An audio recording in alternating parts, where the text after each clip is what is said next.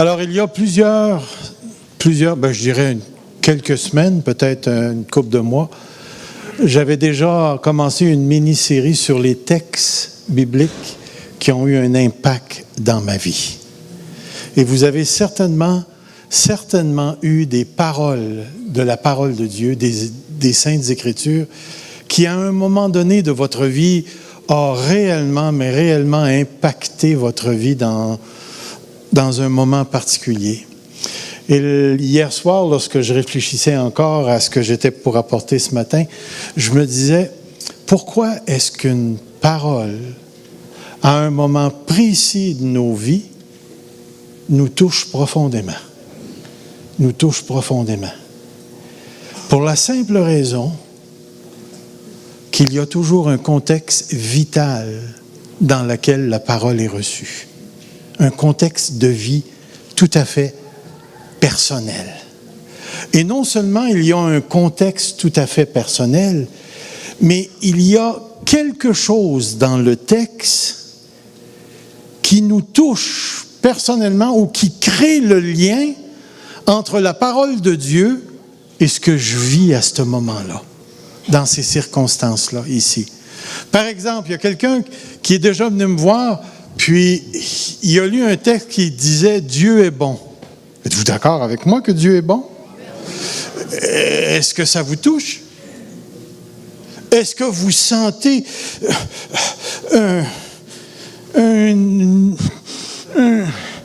Alléluia! Mais la personne, c'est ça qu'elle sentait quand elle est venue me voir. Puis là, elle m'a dit ceci, « Dieu va m'aider dans mes finances. » Puis là, j'ai regardé le texte, « Dieu est bon », puis je ne voyais pas aucun signe de pièce, d'argent ou de quoi que ce soit dans le texte. Mais pour cette personne-là, dans les circonstances où elle se trouvait, le Saint-Esprit avait utilisé ce texte pour lui parler de ses finances. Mais moi, il n'y avait pas de finances dans le texte. Il y a toujours quelque chose, il y a toujours un lien qui existe entre ce qu'on vit dans un moment tout à fait particulier et un texte de la parole qui vient nous affecter profondément. Et c'est pour ça, ce matin, j'aimerais juste mettre devant vous les anciens textes que je vous ai parlé. Souviens-toi de tout le chemin que l'Éternel, ton Dieu, t'a fait faire pendant ces 40 années dans le désert, afin de t'humilier, de t'éprouver pour savoir quelles étaient les dispositions de ton cœur, si tu garderais ou non ses commandements. Ce texte m'a profondément affecté dans un moment difficile de ma vie. Un autre texte qui m'a profondément transformé, c'est « Garde-toi de te livrer au mal, car la souffrance t'y dispose. » Et j'ai parlé à quelques reprises sur l'importance de ce texte et comment même au sein des pires souffrances, au cœur des pires souffrances qu'on peut vivre, on n'opère jamais l'autodétermination, cette capacité de faire des choix même dans la souffrance. Mais le danger, c'est que dans la souffrance, parce que ça fait mal, la possibilité de faire les mauvais choix est exponentielle. L'autre texte que nous avons regardé, c'est « Garde ton cœur plus que toute autre chose, car de lui viennent les sources ou les chemins, si on pourrait dire, de la vie. » On a regardé ce texte. Et maintenant, voici le 4e texte qui a eu non seulement un impact, mais qui a changé quelque chose, qui a changé réellement quelque chose à l'intérieur de ma personne, qui m'a permis d'ajuster ma paire de lunettes, c'est-à-dire ce que j'ai pour interpréter la vie, interpréter les choses, qui a changé radicalement ce regard sur l'Église, sur Dieu, sur moi, sur ma famille. Ce texte se trouve dans l'Évangile de Luc. Et c'est un texte particulier parce qu'il s'adresse à un bonhomme que j'aime beaucoup, qui s'appelle l'apôtre Pierre. Et moi, quand je pense à Pierre, je pense toujours à un gars qui se tient debout sur un pied et qui a l'autre pied dans sa bouche. Parce que c'est un gars qui parlait à peu près trop vite. Puis en passant, je ne sais pas si je peux dire ça, excuse-moi Pierre, là, mais un paquet de niaiseries. Je m'identifie avec ce gars-là.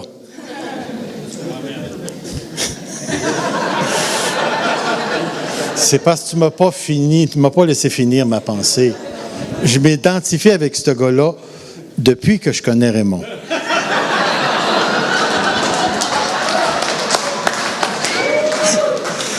Tu sais, Raymond, quand tu veux me défier, là. Le texte dit ceci. Seigneur, lui dit Simon.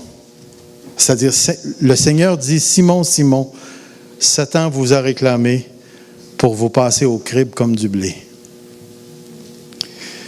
Mais moi, j'ai prié pour toi afin que ta foi ne disparaisse pas.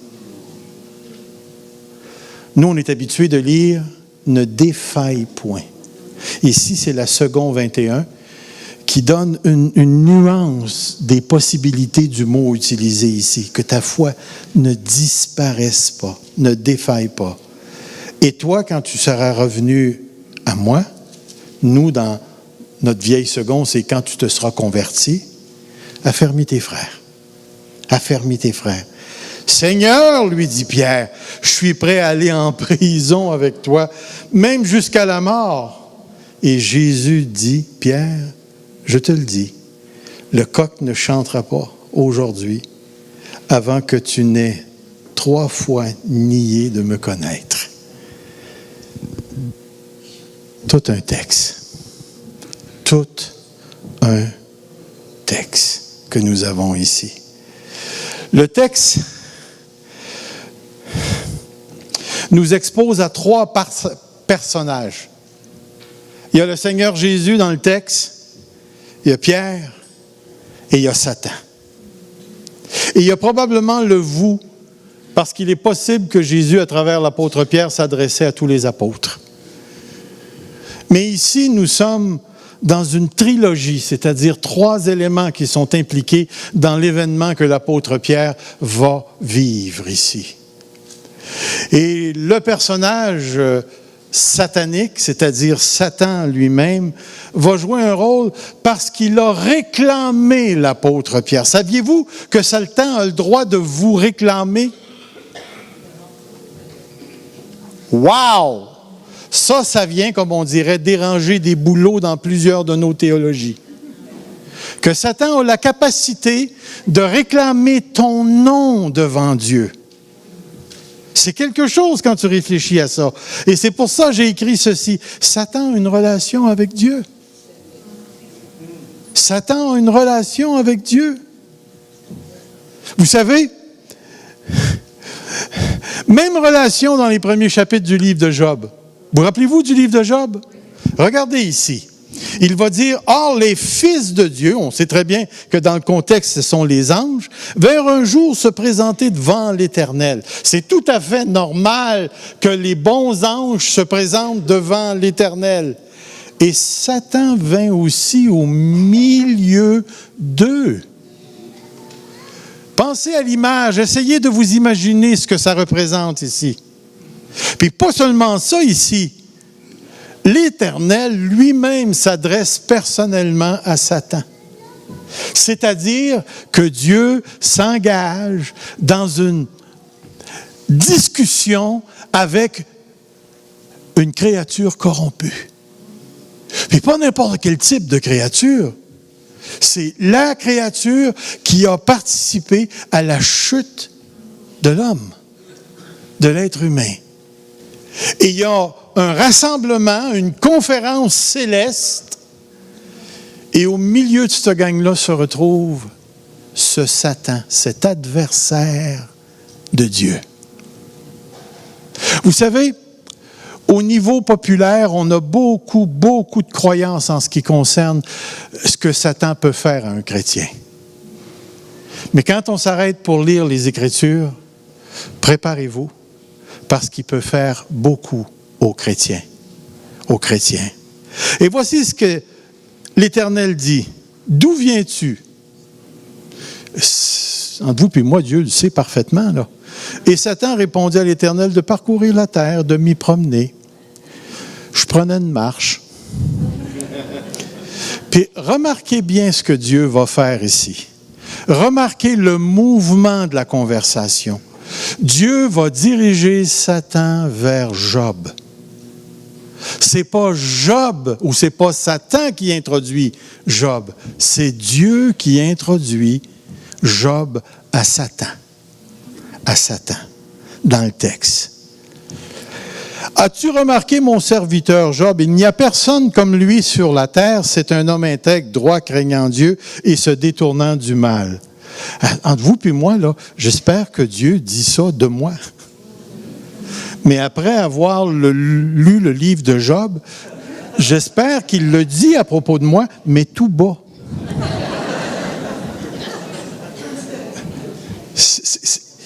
C'est tout un témoignage. Et Satan répondit à l'Éternel, est-ce d'une manière désintéressée que Job craint Dieu? Vous comprenez le mot désintéressé? C'est-à-dire que Job suit Dieu parce qu'il adore Dieu et non pas pour recevoir des intérêts ou des bénéfices. Il dit, ne l'as-tu pas protégé, lui, sa maison et tout ce qui est à lui? Tu as béni l'œuvre de ses mains et ses troupeaux couvrent le pays. Mais étant ta main touche à ce qui lui appartient, je suis sûr qu'il te maudit en face. Est-ce que Dieu savait que Satan lui offrirait un tel défi? Vous savez, on a un Dieu omniscient qui connaît tout. Puis, la chose qui est surprenante dans tout ça, c'est regardez les termes. Il dit, est-ce d'une manière ne l'as-tu pas protégé? Ne l'as-tu pas protégé? C'est la phrase que je veux retenir ici. Et regardez ce que l'Éternel dit au verset 12. Voici que tout ce qui est à lui, tout ce qui lui appartient, je te le livre. Seulement, ne porte pas la main sur lui, et Satan se retira de devant la face de l'Éternel. Frères et sœurs, nous sommes devant un texte parce que si on lisait encore la suite, on verrait qu'il y a eu une autre conférence, et là, à un moment donné, Satan a intensifié sa stratégie en utilisant la phrase « peau pour peau ». Ce qu'un homme possède, il le donne pour sa vie. Et Dieu, encore une fois, a accordé à Satan un certain de ses désirs. Il lui a dit « touche à son corps, mais touche pas à sa vie. Tu as le droit de le maganer, mais tu n'as pas le droit de le tuer. » Et vous savez ce qui est arrivé? Il l'a magané, puis pas à peu près. Est-ce qu'il y en a qui ont déjà eu des jaunisses ici? Il y en a, hein? Vous êtes-vous déjà gratté au sang parce que ça pique?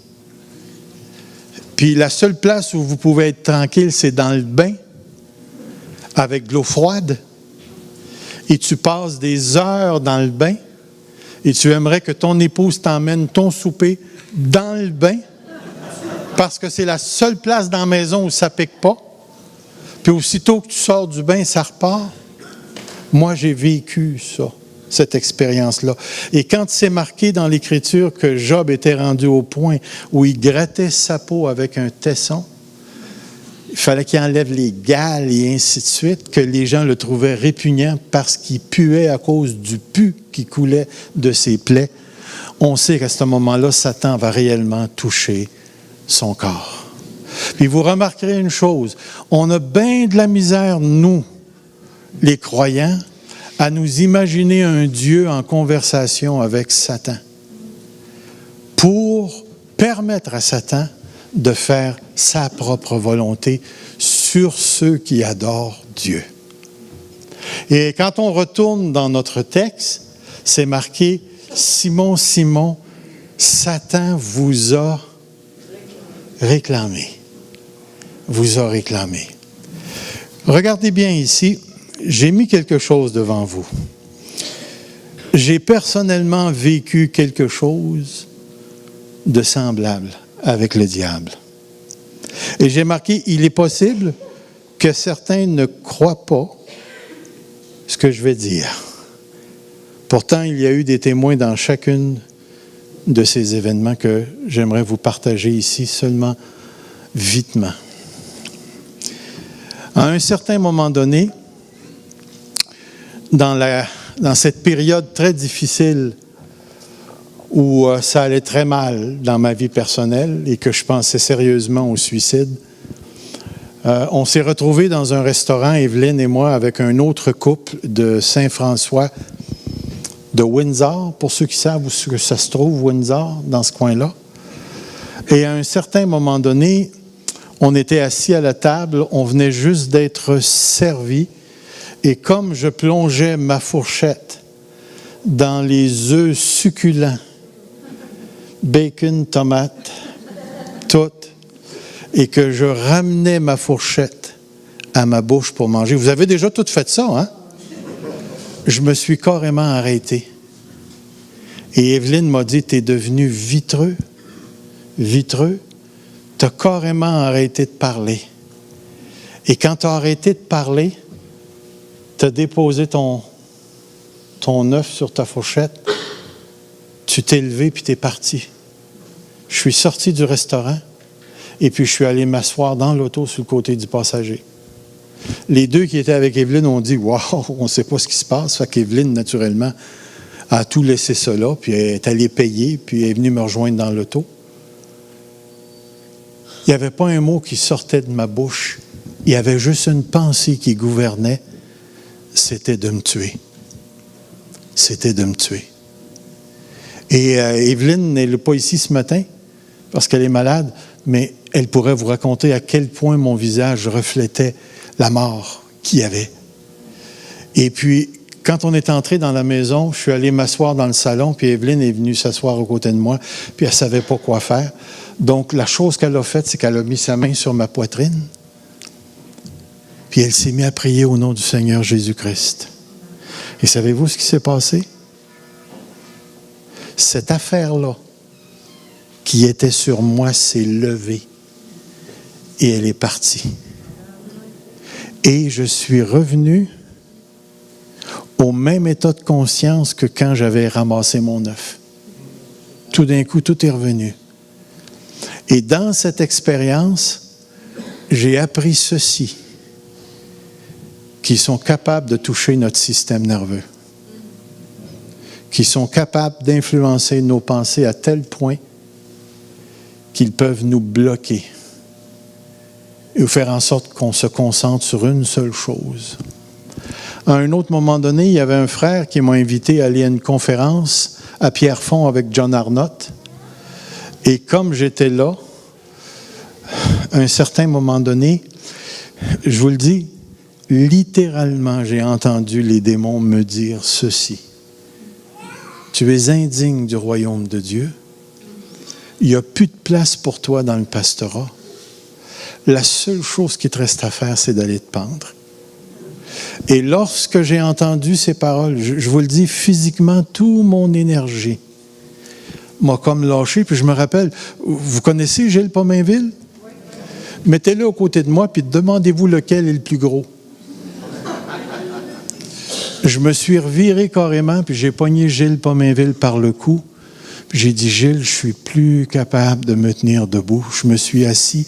Mes énergies ont complètement quitté. J'étais là, puis j'étais comme un zombie. J'ai été là pendant des heures, assis là. Et quand John Arnott est revenu, il a demandé à tous les pasteurs de s'avancer. Et moi, j'étais plus pasteur d'une église à ce moment-là. Mais Gilles m'a fait avancer. Je me suis assis sur une des chaises. Et il y a une sœur, je ne sais pas si quelqu'un la connaît, Rosemée Bordelot, qui se trouve être une évangéliste à Montréal. Elle était derrière moi, elle a mis la main dans mon dos. Et cette affaire-là s'est levée. Puis je suis revenu exactement comme j'étais auparavant. Savez-vous ce qu'il m'avait dit? Il m'avait dit d'aller mettre la corde entre mon bureau d'études et la salle où je donnais des enseignements dans ma maison, à la maison. Quelques mois auparavant, il y a un prophète de Détroit qui était venu à l'église pentecôtiste, que j'ai rencontré cette fin de semaine-là, dans une conférence. Et puis, à un moment donné, quand ça allait très mal, il s'est mis à prier sur moi, puis il s'est mis à crier, puis il a dit, « Serge, Satan, il y a un contrat sur ta vie. » Puis là, il a commencé à me défiler tous les événements qui s'étaient passés. Puis le gars, il était en plein dedans. C'était exactement ce qui s'était passé. Tout ça, pourquoi? Parce que le diable est encore capable de toucher aux chrétiens.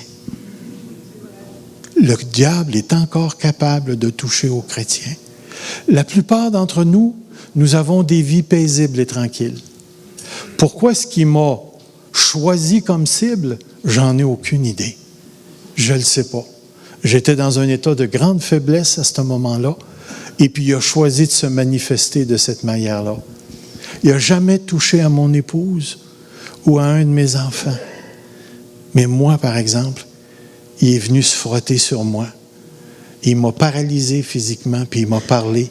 Puis à toutes les fois, c'était dans le but de me détruire. Et quand Satan dit ici, Jésus dit, « Satan vous a réclamé », Jésus savait parfaitement de quoi il parlait ici. Et c'est pour ça qu'il existe un grand mystère. Satan et ses démons font partie du plan de Dieu. Ils accomplissent sa volonté tout au long de l'histoire du salut. C'est difficile à saisir, mais je parle de la volonté de Dieu ici. Dans les événements marquants et dans la vie des églises et dans la vie personnelle des croyants, Dieu qui demeure souverain. Comprenez bien, Dieu demeure souverain. Souverain. Et Satan n'échappe pas à sa souveraineté. Vous remarquerez une des choses dans l'histoire de Job. Il n'a jamais été capable d'aller plus loin que la limite que Dieu avait imposée. Il n'a jamais été capable d'aller plus loin. Et il ne sera jamais capable. Savez-vous pourquoi?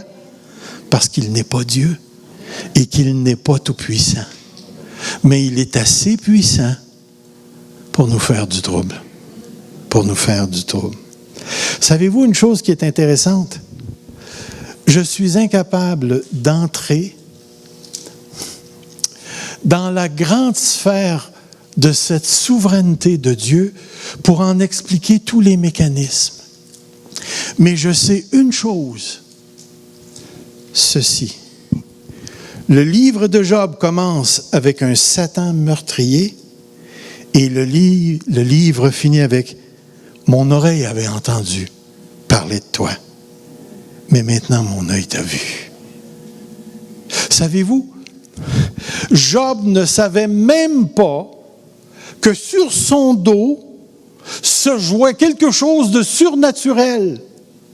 Quand Job a commencé à tout perdre, Job a commencé à vivre ça comme une injustice. Et plus tu lis le livre de Job, plus tu sens Job prendre conscience de l'injustice. Puis il veut aller devant Dieu, puis il veut plaider sa cause. Puis il dit, j'ai rien fait, je suis un intègre, j'ai pas péché. Puis là, tu as les trois amis de malheur qui lui disent, écoute, il y a un principe, tu pêches, t'es puni, tu pêches, t'es puni, tu pêches, t'es puni. Ça, c'est le principe universel. Job, il dit, j'ai rien fait, comment ça se fait que ça m'arrive? Et Job est en train de tomber dans sa colère et éventuellement, quand tu t'en vas vers la fin du discours de Job, il commence à accuser Dieu d'injustice. Et lorsque Dieu entre en jeu et commence à parler, Dieu ne s'excuse pas. Dieu ne s'excuse pas. Puis il ne répond même pas à la question de Job, pourquoi ça m'arrive? Tout ce qu'il présente, c'est regarde comment je gère l'univers. Et à un certain moment donné, il s'est passé quelque chose d'extraordinaire parce que Job a vécu quelque chose de profondément surnaturel et profondément spirituel. Ce qu'il a vécu, c'est une présence de Dieu au sein de son malheur. Et dans cette présence-là, Job est allé jusqu'à dire « Je me repens avec le sac et la cendre ». Il est en train de dire « Tous mes raisonnements dans la souffrance étaient faux. J'ai commencé à t'accuser, j'ai reviré la pyramide de bord, je me suis établi moi-même. Moi-même, celui qui déterminait le bien et le mal. C'est moi qui établissais la justice plutôt que de te laisser ça dans les mains et de te faire confiance. » Il dit, mon oreille avait entendu parler, mais maintenant je ne serai plus jamais le même parce que mon œil t'a vu. Vous savez, ce qui est intéressant dans le texte qu'on regarde ce matin, c'est ce que Jésus dit à Pierre. Mais j'ai prié pour toi afin que ta foi ne défaille pas, ne disparaisse pas. Quand tu seras converti, affermis mes frères. Savez-vous ce que Jésus ne dit pas dans ce texte? Satan veut t'avoir, puis il va t'avoir. Regardez la prière. Il n'est pas en train de dire, oh Pierre, je vais te protéger, Satan ne te touchera pas. Pas du tout, pas du tout. Il est en train de dire à Pierre, Pierre, je vais prier pour que ta foi ne défaille pas. En disant que ta foi ne défaille pas, il est en train de dire, tu vas passer par le trou de souris. Dieu a accordé à Satan sa demande. Il t'a réclamé, puis il va t'avoir. Il va te passer au crible. Il va te passer au crible. Mais ici, Jésus, c'est pour ça que je dis ici, Jésus n'a pas prié pour que Satan ne crible pas Pierre ou les apôtres. Jésus n'a pas prié pour que Pierre ne faillisse pas le test. De fait, Pierre a été un échec dans le test. Jésus n'a pas prié pour que Pierre se sente bien émotionnellement. Parce qu'après avoir trahi Jésus, Pierre ne se sentait pas bien émotionnellement. Il a pleuré amèrement. Mais lorsque vous regardez la prière, regardez ce qu'il dit. J'ai prié pour toi. Pour toi. J'ai prié pour toi, spécifiquement. Et ici, nous sommes en présence du grand ministère d'intercession du Seigneur Jésus. Et son ministère d'intercession, ce n'est pas simplement un ministère général. C'est-à-dire que Dieu intercède pour toute l'Église. Ici, nous avons la démonstration d'une intercession tout à fait individuelle et personnelle. J'ai prié pour toi. Et je vais vous dire, c'est une des paroles les plus réconfortantes pour les enfants de Dieu. Parce qu'on a tendance, plus on grossit la foule, plus on a tendance à se voir comme, je sais pas moi, un épave sur la mer ou quelque chose comme ça. On est un parmi tant. Mais aux yeux de Dieu, tu es totalement devant lui. Et il est là et il intercède spécifiquement pour toi. Dans l'autre texte, j'ai prié afin que ta foi ne défaille point. Ma question ici, et ce que le texte interpelle ou m'amène à poser comme question, c'est pourquoi est-ce que Jésus a prié pour la foi? Pourquoi prier pour la foi? Avez-vous une petite idée? Pourquoi pas prier pour son amour pour Dieu? La foi, c'est le connecteur. C'est le connecteur. Enlevez la foi et il n'y a plus de connexion. Et c'est pour ça qu'il dit dans la version 21 que ta foi ne disparaisse pas. Parce que la foi, si je la définis dans mes termes, c'est de se remettre complètement dans les mains d'un autre. C'est de se remettre complètement dans les mains d'un autre. Et de dire, l'autre va faire pour moi ce que je suis incapable de faire. La foi, c'est cette relation qui s'établit entre deux regards. Saviez-vous que j'ai foi en ma femme? Puis que ma femme a foi en moi? Si le mot veut dire ce qu'il veut dire, confiance, en anglais, ils ont un super de beau mot, trust, qui veut dire réellement se confier dans ou à. Alors, je peux comprendre que la foi, c'est l'ingrédient, c'est le connecteur. Et lorsque ça s'est touché, l'être humain est complètement ébranlé. Avez-vous déjà douté de Dieu? Réellement douté de Dieu au point de l'accuser. Et je vais aller plus loin que ça. Ma parole n'est pas gentille, au point d'y fendre la face. Moi, j'ai tellement été en colère contre lui quand il m'a enlevé ce que j'avais dans le ministère à l'âge de 35 à 40 ans. J'ai blasphémé devant Dieu. Puis dans ma stupidité, je lui ai offert de venir se battre. Pouvez-vous vous imaginer la volée que j'aurais mangée? Mais quand t'es fou, t'es fou! C'est exactement... Aujourd'hui, je dis, Seigneur, s'il vous plaît, si jamais tu veux te battre, bats-toi avec ma femme. Elle est plus forte que moi. Mais je ne savais pas ce que je disais à ce moment-là ici. J'ai prié pour que ta foi ne défaille point. Puis ce qui est intéressant ici, c'est ceci. J'ai prié pour toi. Et quand tu seras converti ou revenu à moi, affermis tes frères. Je ne sais pas si vous saisissez ce qu'il y a derrière cette phrase-là ici. Il y a dans la prière de Jésus une certitude indéfectible parce qu'elle est faite pour nous dans un autre lieu, c'est-à-dire devant le trône de Dieu. Elle est faite par celui qui possède toute autorité dans les cieux et sur la terre. C'est-à-dire qu'il est impossible que la prière du Seigneur Jésus ne se réalise pas. Et non seulement sa prière, c'est que Pierre va passer l'épreuve, mais il est en train de prophétiquement affirmer le succès de sa propre prière. Parce qu'il ne dit pas « si tu reviens à moi », mais il dit « quand tu reviens à moi, affermis tes frères ». Puis pas seulement ça, mais dans sa prière, il y a un autre joyau qui est caché. Qu'est-ce qu'il veut dire par « affermis mes frères » ?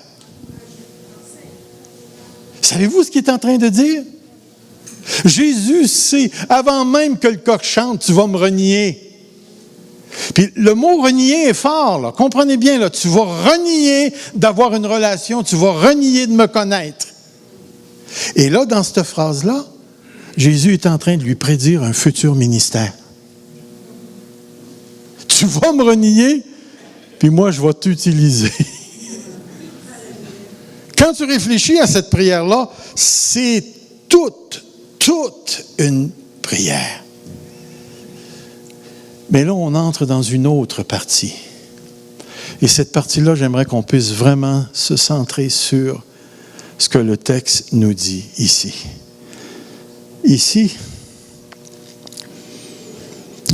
vous avez en plus gros, « Seigneur, lui dit Pierre, je suis prêt à aller en prison avec toi, et même jusqu'à la mort. » La réaction de Pierre semble louable et très spirituelle. « Ah, je vais mourir avec toi. » Toutefois, le véritable motif qui contrôle Pierre est en lui et lui est complètement inconnu. Comprenez bien, on est dans une autre facette du texte. Satan t'a réclamé, moi j'ai prié pour que ta foi ne défaille pas. Hey Seigneur, moi je vais aller jusqu'à la mort. Pierre, tu ne sais pas ce que tu dis. Tu te mets encore une fois le pied dans la bouche. Tu ne sais pas ce que tu es en train de dire. Le véritable motif qui contrôle Pierre lui est inconnu. Et deuxièmement, la réponse de Jésus indique que seule une expérience limite, et je mettrai entre parenthèses de souffrance, rendra Pierre conscient de ce qui l'anime réellement. Puis remarquez l'expression que j'ai utilisée parce qu'elle ne vient pas de moi, une expérience limite. Ça vient du philosophe Jasper ou Jasper, qui justement était un existentialiste qui s'attardait aux expériences de la vie qui changent profondément la vie. Et voici ce qu'on dit. Une expérience limite, c'est un événement ou une situation, pour nous les chrétiens, orchestrée par Dieu. Exactement comme dans le livre de Job. Orchestrée par Dieu, auquel je participe et qui a pour but de faire émerger le vrai sens qui affectera radicalement le cours de la vie. Une expérience limite, là, c'est pas quand tu es assis au resto puis tu as tes œufs, puis là tu manges ton œuf avec ton bon, super de bon bacon que j'ai pas eu la semaine passée. C'est une expérience particulière, orchestrée par Dieu, qui a pour but d'aller chercher un sens précis qui est dans ta personne, mais qui t'est inconnu à toi, que tu ne connais pas, que tu ne sais pas que c'est là. Mais pourtant, c'est bel et bien là. C'est bel et bien là. Laissez-moi vous donner un exemple de ce que je veux dire ici. La mère de famille qui a une haine virulente contre sa fille et qui, dans un moment intense de colère, empoigne une poêlonne pour frapper sa fille. Le mari intervient, prenant la femme à la gorge en l'accotant sur le mur, et lui dit « Pourquoi nous haïs-tu tant que ça? Pourquoi nous haïs-tu tant que ça? Pourquoi cette femme est-elle en colère? Pourquoi cette femme est-elle remplie de haine au point de vouloir fracasser le crâne de sa fille avec une poêlonne? Et pourquoi est-ce qu'elle est obligée d'être arrêtée par un mari qui l'a accoté au mur pour lui poser la question « Pourquoi est-ce que tu es tellement rempli de haine contre nous? » Dans ce moment divinement préparé, wow! Dans ce moment divinement préparé, la mère prend soudain conscience qu'elle est animée d'une haine meurtrière parce qu'elle a choisi de détruire toutes les manifestations d'amour à son égard, parce qu'elle s'est jugée elle-même indigne de l'amour des autres. Comprenez ce que je suis en train de dire. Vous avez un événement de surface, la mère avec la poêlonne dans la main qui est prête à frapper, le père qui vient arrêter en lui posant la fameuse question qui va provoquer toute la réflexion. Pourquoi est-ce que tu nous haïs tant que ça? Et soudainement, il y a une révélation. Et cette révélation-là, c'est que je suis indigne d'être aimé. Et quel est le comportement qui a été choisi? Garde-toi de te livrer au mal parce que la souffrance t'y dispose. Cette dame a choisi de détruire toutes les manifestations d'amour à son égard parce qu'elle a elle-même choisi de faire un jugement sur elle-même, de déclarer ce qu'elle appelle une vérité sur elle-même qui n'en est pas une. C'est « je suis indigne d'être aimé ». C'est toute une révélation. Là, je vous donne un exemple très condensé parce qu'en réalité, ça n'arrive pas comme ça. Des fois, ça se peut que la poêlonne parte pour le vrai, mais c'est aussi vrai qu'à certains moments donnés, il y a des questions qui sont posées et qui font émerger le vrai sens des actions d'une personne. Laissez-moi juste vous donner un autre exemple bien simpliste. Vous avez un monsieur qui rentre à l'église Fusion le dimanche matin, habillé avec un 3 pièces, belle cravate et tout. Et il a payé 1500 pièces pour son habit. Alors lui, dans sa tête, il est le chrétien le mieux habillé ce matin. Et en rentrant par la porte, il y a un autre frère qui marche avec une tasse de café, mais qui ne regarde pas où il va, puis pouf!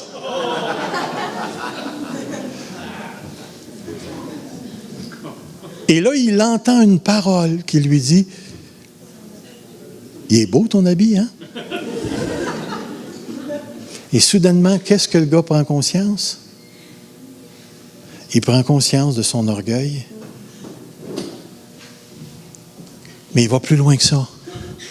Il prend conscience qu'il est juste un homme d'apparence, qui ne laisse pas rentrer personne dans le fond de son cœur, même pas sa femme.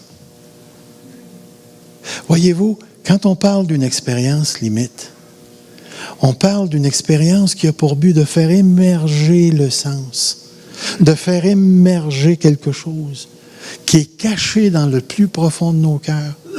Et ces expériences-là, laissez-moi vous dire, ce n'est pas des expériences qui sont nécessairement le fun et qui sont sans souffrance. Bien souvent, c'est la seule chose qui permet l'éclatement des structures superficielles dans nos vies pour permettre à la vérité d'entrer profondément et de faire émerger le sens qui nous anime réellement. Et ces expériences-là sont voulues de Dieu, planifiées par Dieu. Vous rappelez-vous du texte dans 1 Corinthiens qui dit « Il n'y a aucune tentation qui n'est survenue. » On peut même traduire épreuve, tentation. Et Dieu a déjà préparé le moyen. Alors, êtes-vous en train de me dire que la tentation ou l'épreuve, c'est par hasard? Si Dieu a déjà préparé le moyen d'en sortir, il a déjà préparé aussi le contexte dans lequel une personne sera éprouvée ou tentée. C'est difficile pour nous. C'est difficile pour nous de saisir cette réalité-là. On revient à notre texte. Savez-vous ce qui est intéressant ici? C'est que Jésus connaissait d'avance les événements limites qui changeront radicalement le cours de ta vie et de la vie de Pierre. Si Pierre pouvait nous dire aujourd'hui quel était le vrai motif du reniement, que pensez-vous qu'il nous dirait? J'ai renié le Seigneur Jésus parce que...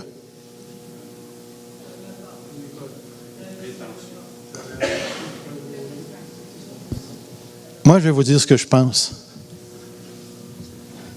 C'est parce que sauver ma peau, c'est plus important. Sauver ma peau, c'est plus important. Dans un moment où Pierre est allé nous dire « Ah, Seigneur, je suis prêt à aller en prison avec toi. Je suis prêt à mourir avec toi. » Première chose qu'il découvre lorsqu'il a été confronté 3 fois. 3 fois. Je ne le connais pas. Qu'est-ce que Pierre avait comme priorité? Sa peau. Sauver sa peau. Oui, mais c'est normal. Celui qui me reniera devant les hommes, oh boy, sauve-la ta peau. Que sert-il à un homme de gagner l'univers s'il... Voyez-vous, Pierre a prononcé une parole profondément spirituelle.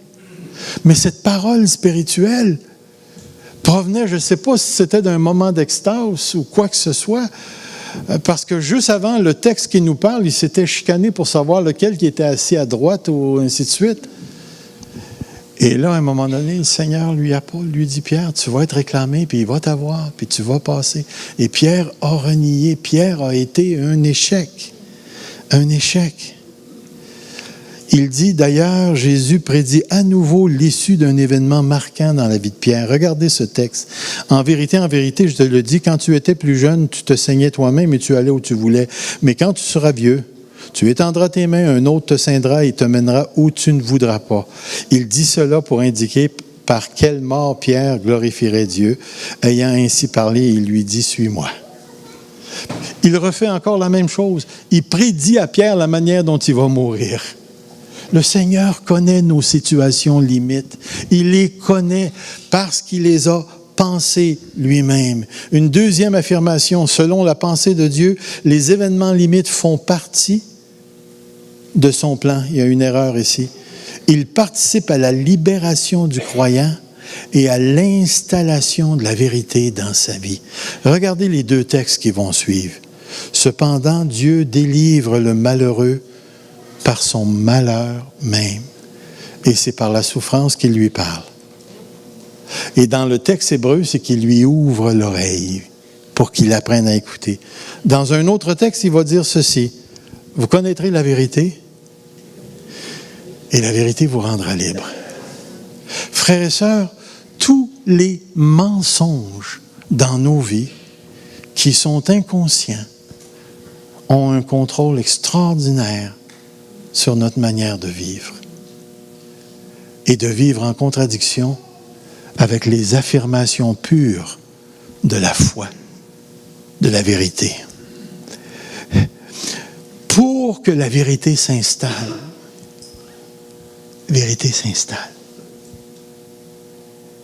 il faut que le mensonge émerge. Je ne sais pas si vous êtes d'accord avec ça. Mais si vous ne l'êtes pas, watchez bien votre prochaine expérience. Yeah. Il faut que le mensonge émerge. Le mensonge émerge. De cette manière-là, il peut être coupé et la vérité s'installe.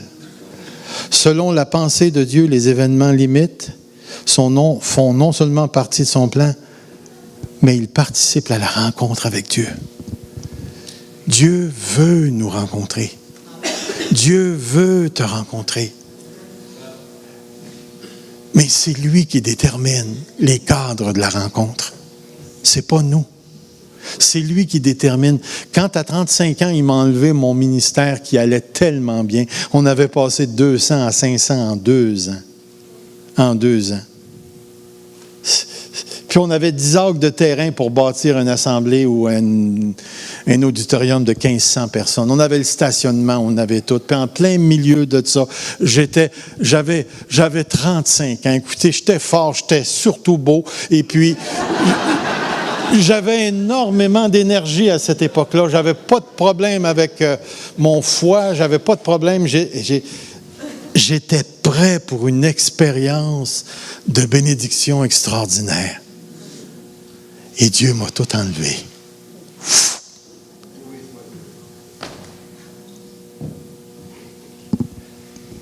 Écoutez, ça vient encore me chercher.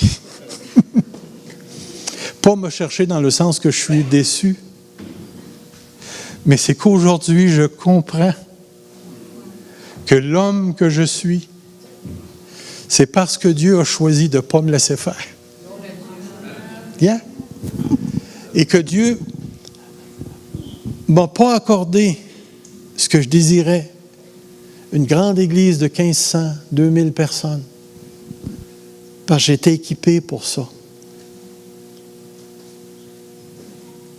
Et Dieu m'a plutôt ramené sur le plancher des vaches. Puis après ça, il a commencé à se montrer.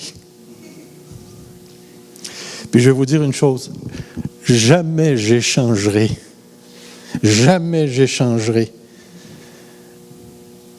les expériences que j'ai vécues avec Dieu depuis ce temps-là et ce que je connais de mon Dieu depuis ce temps-là pour retourner à cette époque-là.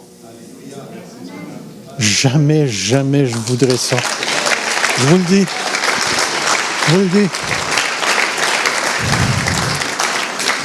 Je le comprends un petit peu plus, ce verset-là. J'avais entendu parler de toi. Et mon œil t'a vu. C'est pourquoi j'affirme encore celle-ci. Selon la pensée de Dieu, les événements limites font non seulement partie de son plan, mais ils participent à la préparation de l'œuvre à laquelle Dieu nous appelle. Combien de fois est-ce que l'apôtre Pierre a renié Jésus? Est-ce que vous le savez? 3 fois. 3 fois, Pierre a renié le Seigneur. Et quand on arrive dans l'évangile de Jean, après qu'ils eurent mangé, Jésus dit, Simon Pierre, Simon, fils de Jonas, m'aimes-tu plus que ne m'aiment ceux-là? Il répondit, oui Seigneur, tu sais que je t'aime. Jésus lui dit, paie mes agneaux. Il lui dit une seconde fois, Simon, fils de Jonas, m'aimes-tu? Pierre lui répondit, oui Seigneur, tu sais que je t'aime. Jésus lui dit, paie mes brebis. Il lui dit pour la 3e fois, Simon, fils de Jonas, m'aimes-tu? Puis regardez la réaction de Pierre. Pierre fut attristé.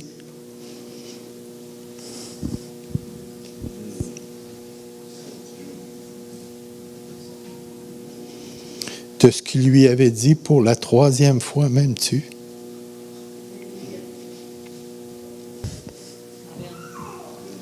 Que Dieu connaît les profondeurs du cœur de cet homme-là. Puis il y a quelque chose qui n'est plus là chez Pierre. Sa peau n'a plus la même valeur. Il y a quelque chose qui est rendu vrai maintenant. Seigneur, je suis prêt à mourir parce que je t'aime. Et là, Pierre répond, Seigneur, tu sais toutes choses. Maintenant, tu sais que je t'aime. Tu le sais que je t'aime. Frères et sœurs, les échecs, les insuccès, les absences de réussite, les revers, les défaites, les faillites servent Dieu. Et dans plusieurs des cas, ce qui nous arrive est au-delà de notre compréhension immédiate parce que l'événement limite participe à la réalisation de l'intention divine qui englobe tout l'univers, visible et invisible. Pouvez-vous vous imaginer sur le dos de Job se joint un contexte surnaturel dans une autre sphère que l'existentiel de Job? C'est-à-dire qu'au-dessus, dans l'imperceptible, dans l'invisible, il y avait un Satan et un Dieu en conversation, et Job était le sujet de leur conversation. Job en avait aucune idée. Et c'est pourquoi les situations limites, frères et sœurs, participent à une sphère surnaturelle qui dépasse nos situations présentes. Nos situations présentes. Vous savez, dans la prière de Jésus, comme j'ai dit ici, dans la prière de Jésus, Pierre ne savait pas qu'il était rempli de lui-même et qu'à ses propres yeux, il était plus important que Jésus pour lui. Il ne le savait pas, c'était là. Et l'événement du reniement a permis à ça d'émerger. Voyez-vous, la même expérience a été vécue par Judas. Judas, après avoir reçu l'argent, a réalisé qu'il venait de livrer un innocent. Mais Pierre est allé pleurer amèrement, tandis que Judas est allé se pendre,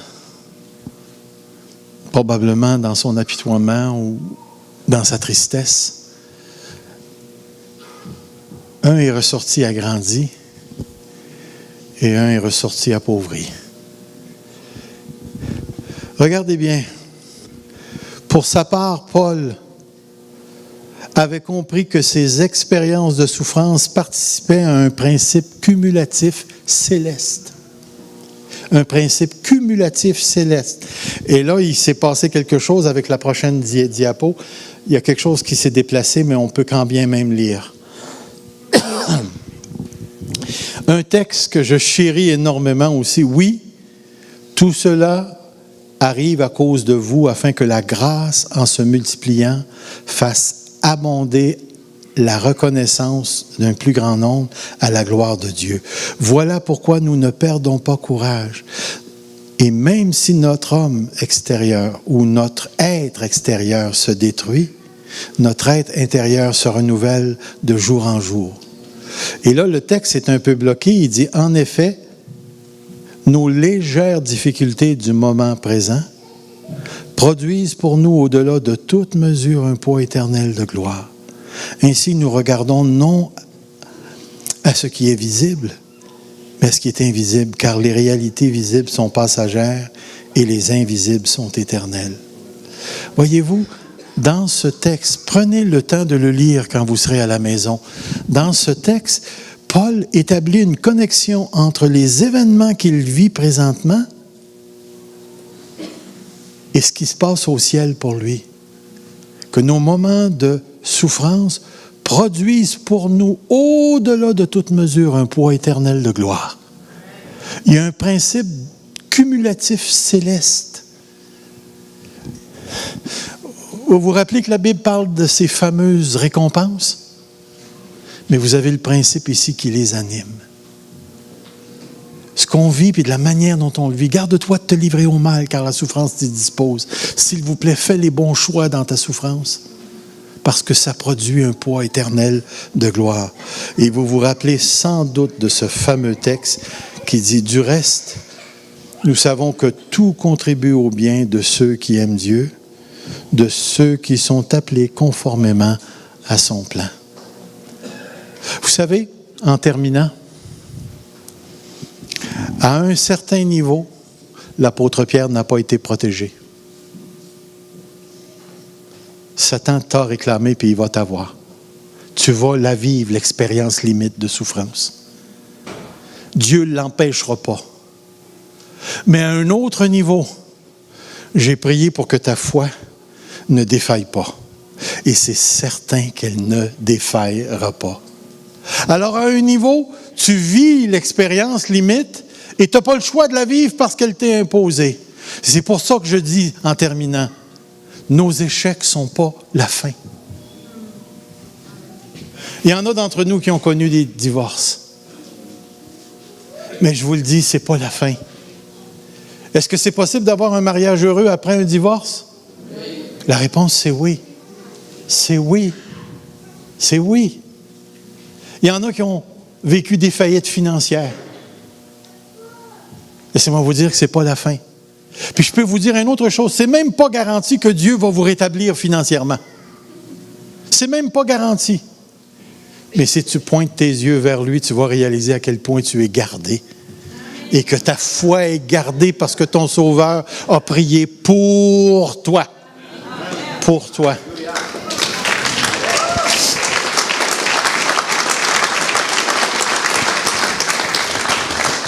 Il y en a ici ce matin qui ont des corps malades. Vous avez des cancers, vous avez des maladies, vous avez des cirrhoses du foie comme j'ai présentement. Et laissez-moi vous dire qu'à un niveau, c'est possible que vous ne soyez pas guéri. Oh, ça, je dis pas ça. Parce que là, je vais contre une croyance populaire qui nous dit que Dieu est obligé de guérir tout le monde. C'est pas vrai. C'est pas vrai. Il y a des frères et des sœurs qui vont mourir de maladie, comme le prophète Élisée est mort de maladie. Puis il y en a d'autres de parmi nous qui vont expérimenter des miracles extraordinaires, qui vont être guéris. Pour la simple raison que c'est Dieu qui décide. Mais je vais vous dire une chose.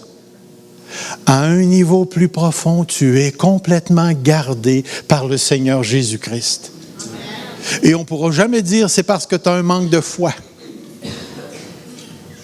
Parce que Dieu prie pour que ta foi ne défaille point. Il ne prie pas pour que ton corps ne défaille point. Il prie pour que ta foi ne défaille point. Que tu sois un miracle de Dieu qui lui apporte la gloire, ou que tu sois fidèle jusqu'à la fin dans un corps malade, d'une manière ou d'une autre, Dieu te garde complètement à cause de sa prière pour toi. Pour toi. Yeah.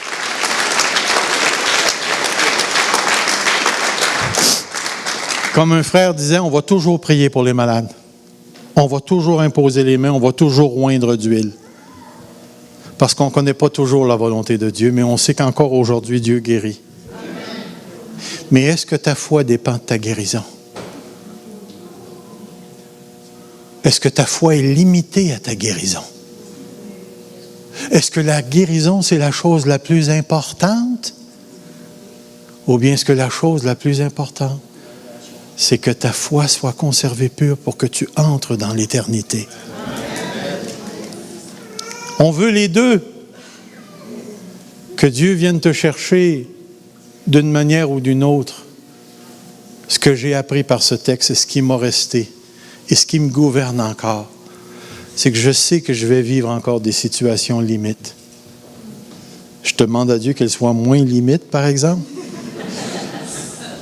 Mais ce que je sais à partir des expériences que j'ai vécues, c'est que mon Sauveur a prié pour moi. Et à cause de ça, je suis ici ce matin, tel que lui m'a fait, à travers ces expériences-là. Alors ce matin, si tu es en colère contre Dieu, laisse ta colère de côté. Si tu as des doutes ou si tu te laisses prendre par ta situation immédiate, lève les yeux. Lève les yeux. T'as-tu déjà demandé à un poisson quelle sorte de vie il vit dans le fond de la mer quand il y a une tempête au-dessus. Pour lui, la vie est belle. Il a été fait pour l'éternité. Le chrétien a été fait pour l'éternité. Même si ici, ça brasse, ton mariage brasse, tes enfants causent des problèmes, ton corps te cause des problèmes, tes finances te causent des problèmes, le danger, c'est de t'imaginer que ton Dieu est juste un Dieu de surface. Ton Dieu est un Dieu des profondeurs. Et parce qu'il est le Dieu des profondeurs, il dit à Pierre, « J'ai prié pour toi. Quand tu reviendras à moi, affermis tes frères. » Et savez-vous ce qui s'est passé à la suite dans le livre des Actes? Pierre a ouvert l'Évangile aux Juifs. Pierre a ouvert l'Évangile aux Samaritains. Pierre a ouvert l'Évangile aux païens. Et aujourd'hui, nous sommes là. Paix mes brebis. Et c'est ce que Pierre a fait. Il est devenu une des plus grandes colonnes de la foi chrétienne. Il fait partie des 12. Il a été un des grands leaders de la foi, comme l'apôtre Paul. Mais ce Pierre qui a renié, est devenu un héros de la foi. Don't give up. Abandonne pas, s'il vous plaît. Que ton cœur continue de vibrer. Si tu pleures, pleure. Mais pleure en sachant que tu adores un Dieu qui a prié pour que ta foi ne défaille pas. Prions Dieu. Prions Dieu.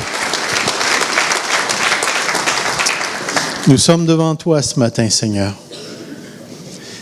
Et je sais que ce matin, c'est autant rempli d'expériences personnelles qu'une réflexion sur le texte. Mais c'est la manière dont tu nous as fait, Seigneur. Il nous est impossible de te rencontrer dans une autre chose que des situations humaines, parce que c'est ce que tu as fait de nous. Et je prie ce matin que les cœurs soient libérés. Conduis les frères et les sœurs vers des expériences de libération qui permettront au cœur d'assimiler la vérité et qui permettront également aux frères et aux sœurs de s'attacher à Dieu de telle manière que cette terre va pâlir à leurs yeux. Et je te prie en même temps, Seigneur, tu es un Dieu de profondeur, mais tu marches aussi sur les surfaces. Et si à la surface, on a des frères et des sœurs qui ont besoin d'être guéris ce matin, Seigneur, donne-nous dans cette Église des dons de guérison et de miracles pour qu'on puisse voir ta gloire éclater d'une manière physique. Mais accorde-nous aussi le regard des profondeurs, sachant qu'aucun miracle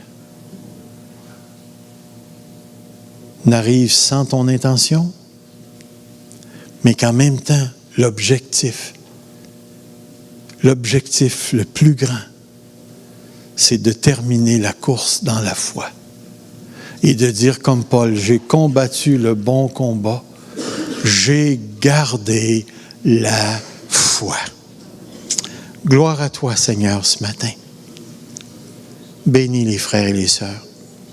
Ouvre-nous des portes que nous n'avons pas encore expérimentées et donne-nous la grâce de te contempler dans l'humilité. Que Jésus-Christ soit glorifié, que ton Saint-Esprit fasse son œuvre parmi nous. Dans le précieux nom de Jésus-Christ, Père. Amen. Bon dimanche.